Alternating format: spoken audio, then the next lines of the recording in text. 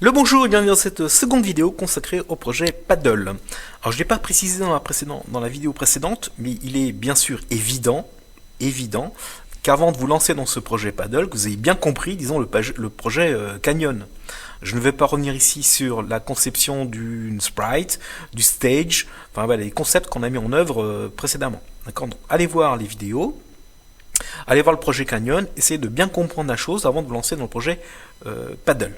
D'accord ? Bien, eh bien on y va, c'est parti. On va créer ici un répertoire de travail. D'accord, vous l'appelez comme vous voulez. Dans ce répertoire de travail, il va falloir des ressources, des images, des sons. On va les mettre dans un répertoire également qui s'appelle Assets. Vous voyez, c'est comme avant, ça n'a pas changé. Il faut des sons, pas de problème. Ici, on a un répertoire Sounds qu'on va mettre nos sons. Donc OGG ici. Il va nous falloir des musiques, pas de souci. On a un répertoire musiques avec du MP3 ou de l'OGG. Pas de souci. Il va nous falloir des images. On a un répertoire images avec les fameuses images dont on aura besoin pour faire les sprites.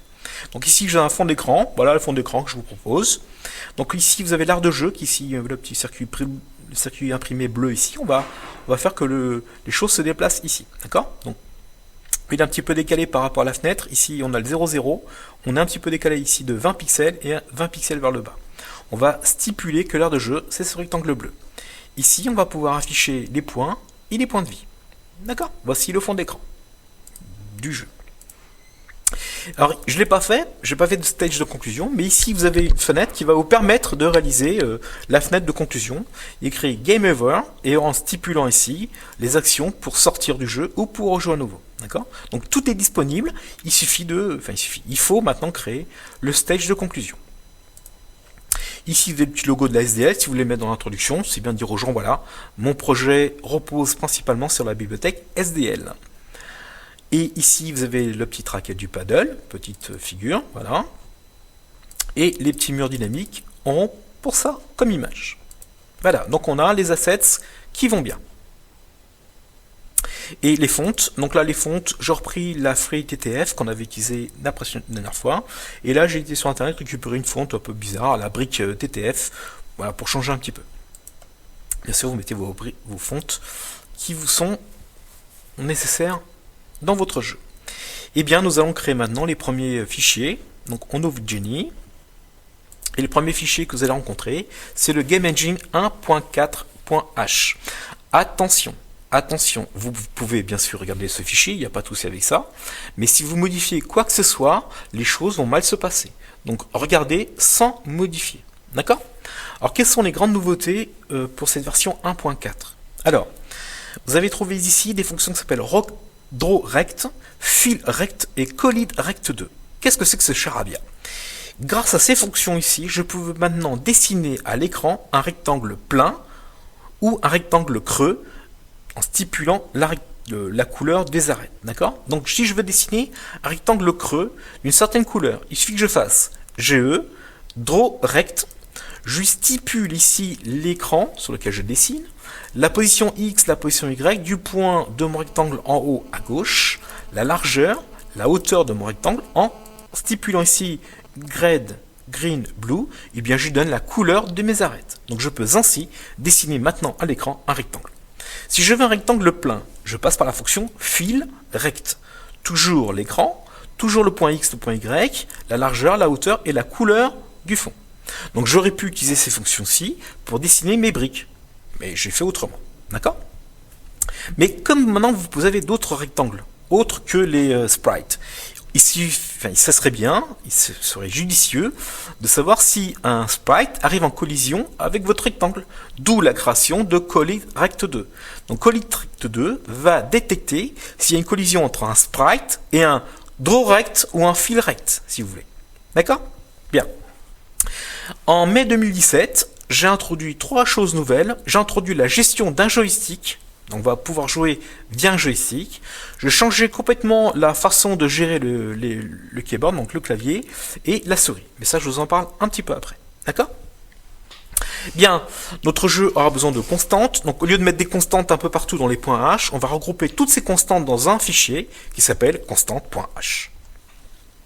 Donc ici, je stipule la largeur de ma fenêtre, 800 pixels, la hauteur de ma fenêtre, 600 pixels, l'aire de jeu, elle fait 20 pixels par rapport à ma fenêtre à gauche, donc de 20 pixels en X, et 20 pixels descendant. L'aire de jeu a une largeur de 580 pixels et 580 pixels en hauteur. Donc c'est un rectangle de 580 pixels.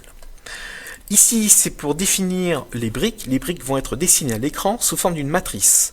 Il y aura une matrice de 10 colonnes et de 4 lignes. D'accord ? Elles vont être rangées par colonnes et lignes. Il y aura 10 colonnes et 4 lignes. Mes blocs ont 4 types. Donc en gros 4 couleurs. Bleu, rouge, vert, jaune.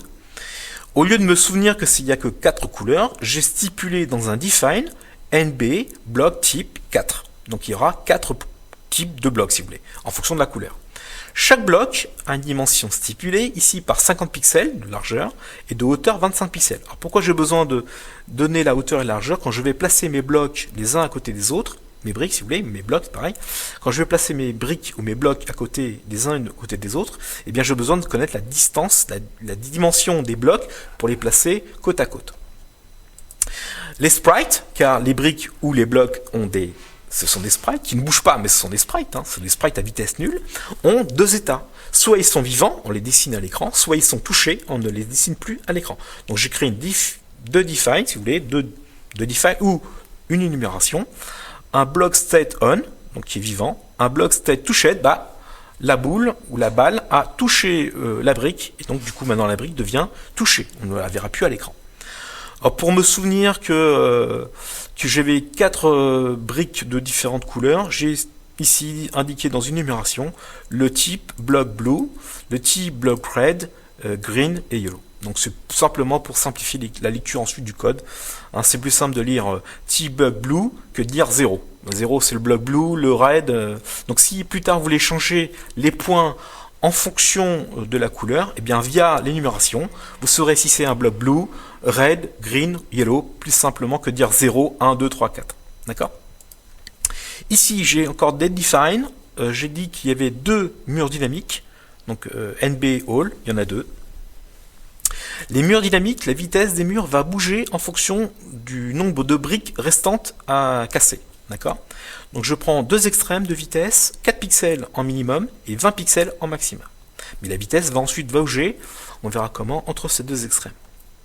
Et puis le mur, au démarrage, je ne sais pas s'il part à gauche ou à droite. Eh bien, pour éviter de retenir des nombres 0, 2, 3, 12, 24, j'ai créé une numération, encore une fois, type all left, donc il partira plutôt vers la gauche maintenant, et type all right, donc il partira plutôt vers la droite. C'est plus simple de retenir type all left que de retenir 0 si vous préférez. Ma raquette, mon paddle aura une vitesse que je stipule ici, paddle steep 10, donc 10 pixels en vitesse. Pareil, mon paddle peut se déplacer soit vers la gauche, soit vers la droite. Et bien, au lieu de retenir 0, 1, 2 ou peu importe, je crée une numération encore une fois. Alors, je peux faire des define, mais je ferai une numération. Direction left, donc il partira plutôt vers la gauche, ou direction right, il partira vers la droite. La balle peut avoir 2 états. Soit la balle est en mouvement, donc elle touche les bords de l'écran, les briques, soit elle est verrouillée à la raquette au démarrage. D'accord ? Ou après avoir perdu un point de vie. Et la balle a une vitesse de 12. Donc voilà, j'ai besoin, grosso modo, de toutes ces constantes dans mon jeu. On pourra bien sûr en rajouter un peu plus tard. Alors, premier programme, le main.c. Donc le main.c, c'est le point de démarrage, d'accord ? Évidemment, il est très simple. Le main.c, le but de toutes ces bibliothèques qu'on crée, c'est d'avoir le main.c le plus léger possible. Donc de main.c a besoin de quoi ? De la bibliothèque, tout simplement. Donc on lui indique import, include, fait un import, va chercher le fichier GameEngine 14, 1.4 si vous voulez, .h. Et pour l'instant, on a une seule fenêtre créée, la fenêtre de jeu qui s'appellera GameStage. On revient un petit peu après. D'accord ? Donc on importe ce dont on a besoin, donc de la GameEngine et du GameStage. Et puis on rentre dans le main, c'est parti. Alors qu'est-ce qu'il faut faire ? Eh bien d'abord, souvenez-vous, il faut initialiser la GameEngine via GameEngine init. Puis il faut lancer le stage de jeu via stage start ou start game si vous préférez.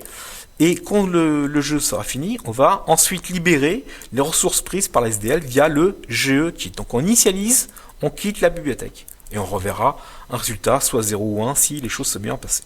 D'accord ? Donc le main.c est très simple.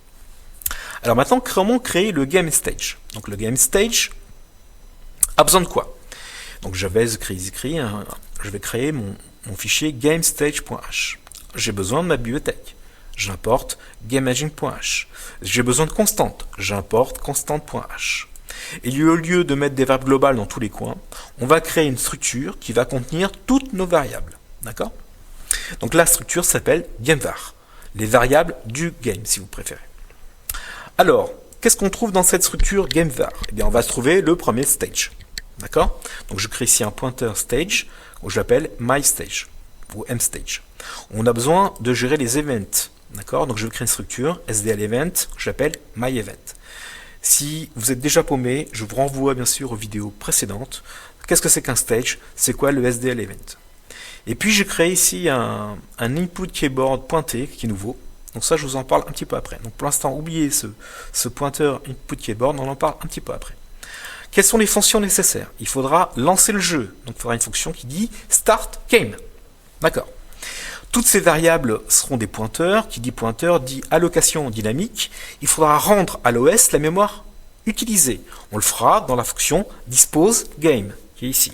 On lui passera bien sûr notre pointeur GameVar. Il faudra afficher les choses à l'écran. D'accord? Eh bien on le fera dans la fonction render game. Il faudra mettre à jour les objets. Alors pour l'instant, il n'y en a pas beaucoup d'objets, il n'y en a aucun.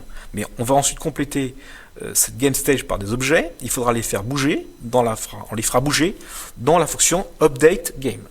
Il faudra interagir avec les objets par des events. On mettra à jour les events dans EventGame. D'accord? Donc on retrouve les fonctions principales d'un stage, savoir le démarrage, le rendu par rapport à la mémoire allouée, la visu qu'on a à l'écran, les mises à jour pour que les objets bougent, et enfin, voir si on a touché une touche, le clavier, la souris ou le joystick. D'accord? Voici les fonctions.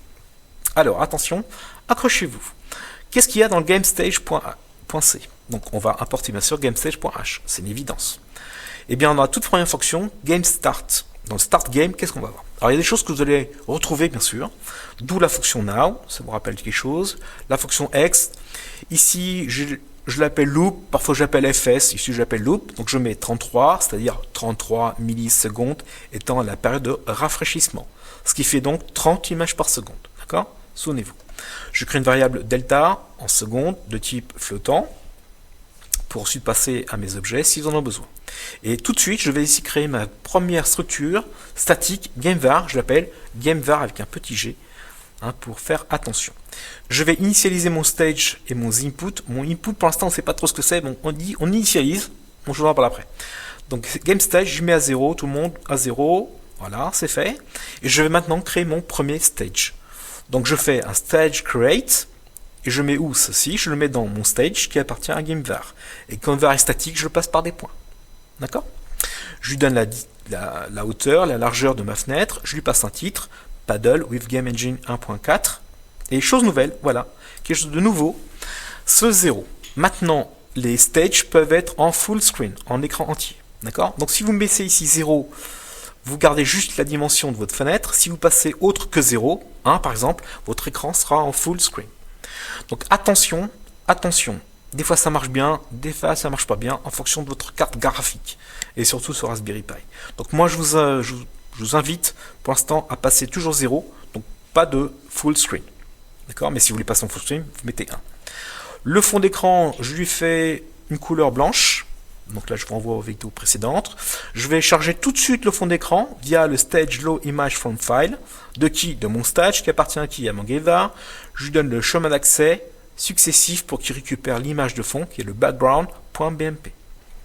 Là je vais créer les inputs, on en parle juste après. Et après je vais démarrer mon premier stage. Donc je fais un stage start de qui? De mon stage qui appartient à GameVar.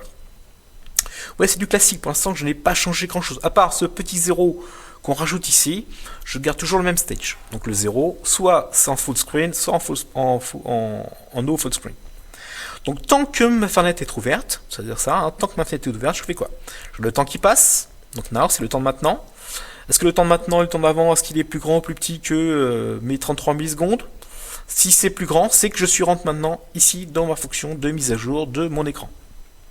Je calcule mon temps qui s'écoule en delta S, je fais now moins x divisé par 1000, attention, now et x ce sont des millisecondes, le delta S est en secondes, je divise par 1000, je rajoute un point 0 pour dire aux gens, attention, enfin en compilateur, attention, moi je veux une variable de type flottant. D'accord? Je mets ici à jour ma variable event, je vais gérer mes events ici, je vais gérer mes updates ici, je vais rendu ici dans mes render game mon jeu, je remets à jour ma variable x qui maintenant s'appelle now pour la prochaine boucle, d'accord? Et si je ne suis pas rentré dans cette boucle là, eh bien je suis en train d'attendre que ça arrive, d'accord? Donc je ne fais rien. Donc le compilateur, enfin l'OS est en train de faire autre chose. Nous ici on s'est mis en pause. On attend la prochaine fois qu'on puisse rentrer dans ces fonctions-ci. Et quand je sortirai de mon jeu, je n'oublierai pas, car je suis quelqu'un de consciencieux, de rendre la mémoire allouée dynamiquement via le dispose game. Et à chaque fois, je lui passe l'adresse de gamevar, l'adresse de gamevar, l'adresse de gamevar, sachant que gamevar a été ici créé de façon statique. Donc vous voyez, c'est des choses qu'on a déjà faites. Alors, qu'est-ce qui change dans le dispose? Alors pour l'instant, oubliez le input keyboard, on en parle après. Je fais un stage dispose. Voilà, je rends à la mémoire, à l'OS, la mémoire allouée par le stage. Dans le rendu, j'ai pas grand chose à faire, il faut juste que j'affiche mon fond d'écran. Donc je le fais via le stage render de mon stage. Et vous n'oubliez pas que les renders sont faits en mémoire, d'accord? Et bien pour le faire passer après en visu, on fait un flip. Un update, là pour l'instant il n'y a pas d'update à faire, il n'y a pas d'objet. Et les events, on en parle après, d'accord? Bien. Et maintenant, on attaque le gros morceau, le makefile. Alors là, bien sûr, le makefile, c'est en général le fichier qui vous pose le plus de soucis. Donc le makefile, le but étant de créer à chaque fois qu'on crée un nouveau fichier, .c ou .h, de créer l'objet .o qui ne sera modifié que si on change le .c ou .h du fichier considéré ou des dépendances. C'est-à-dire, je vais créer d'abord, on va commencer par le GameEngine.o. Donc on va créer le fichier objet GameEngine.o. Quelle est sa dépendance à GameEngine.o? GameEngine.o n'a qu'une seule dépendance, la sienne. Si je modifie le GameEngine.c, le compilateur doit à nouveau refaire un nouveau .o. D'accord? Donc la dépendance ici, c'est elle-même. Donc GameEngine.c. Pour créer le .o, on passe par ligne de commande. Donc ici, on retrouve les C-flags qu'on avait avant. Donc GCC, je prends le compilateur en C++. GCC, -c, je prends le GameEngine.c, donc le fichier originel, et je vais créer via le -o, le GameEngine.o. D'accord? Le main.o, donc l'objet main.o a besoin de quoi comme dépendance? Eh bien, regardons. Déjà, son propre dépendance. Donc, si je modifie le main.c, il faut créer un main.o nouveau. Mais si je modifie le GameEngine, il faut que je crée un nouveau main.o. Et si je modifie le GameStage, le main.o doit changer. D'accord? Donc, il doit se mettre à jour. Eh bien, il faut lui dire ça dans le makefile. Le main.o a pour dépendance lui-même, donc le main.c, le GameEngine.c et le GameStage.c. Donc si je modifie un de ces trois fichiers-là, il va à nouveau recréer un nouveau main.o. Mais il ne créera que si j'ai modifié ces trois fichiers-là. D'accord? Donc à la compilation, il ne va pas créer des fichiers à nouveau. Il ne crée que s'il y a besoin de les créer. Bien, maintenant il faut créer le projet entier. Le projet s'appelle, enfin l'exécutable s'appelle paddle.x. Vous mettez le nom que vous voulez bien sûr. Et on accroche derrière les flags. On va créer donc la construction all. On va tout construire. Il a besoin de quoi de dépendance cette fois? Eh bien il a besoin de fameux fichiers .o qu'on a créé précédemment. Donc main.o, GameEngine.o, GameStage.o. Et à partir de ces trois fichiers ici, dépendant, il va, à partir de tous ces fichiers .o, générer l'exécutable. Donc le paddle.x. Donc on fait gcc, main.o, GameEngine.o, GameStage.o, -o, voilà, génère maintenant l'exécutable, exécutable paddle.x. D'accord les amis? Allez, on va essayer de compiler ça. Donc on va ici ouvrir un petit terminal. Voilà, je vais pousser un peu qu'on voit bien, je fais un petit ls, vous retrouvez bien sûr les choses, on va virer tous les points hauts, je fais un make clean,